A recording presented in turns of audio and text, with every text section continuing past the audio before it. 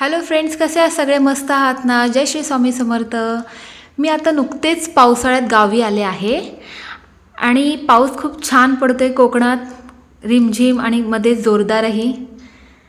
पण हे पहा, पावसामध्ये गावी राहणं म्हणजे खरंच खूप मुश्किल काम आहे. ही सतत येणारी कीटकं, डोंगळे, मुंग्या ह्यांना इतकं सामोरं जावं लागतं की नाके नऊ येऊन पडलं आहे माझ्या आता.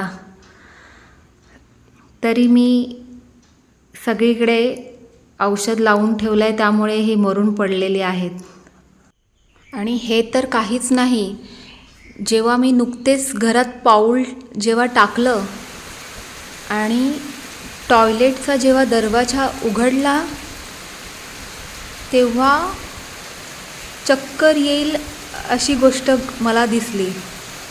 एवढे सारे काळे डोंगळे होते भरलेले आणि त्यांची ती अंडी, अगदी मला तर उलटी येईल असं वाटत होतं आणि घाबरलेही होते अचानक पटकन ते पाहिल्यावर.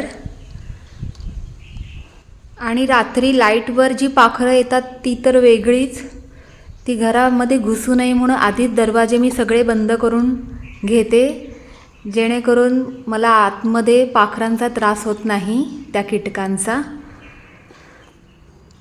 तर हे पहा, पाऊस पडल्यामुळे थोडं रान उगवलं आहे आणि मध्येच काकूने चवळीची भाजी लावली होती आणि त्या चवळीच्या भाजीच्या बिया अगदी वाऱ्याने सगळीकडे पसरलेल्या होत्या.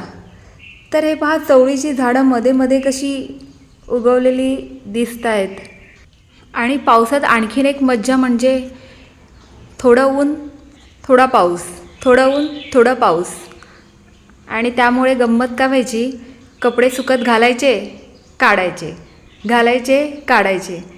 सकाळपर्यंत कपडे सुकायची वाट बघत बसायची. आता मला तर हे नवीन कामच मिळाले आता गावाला येऊन.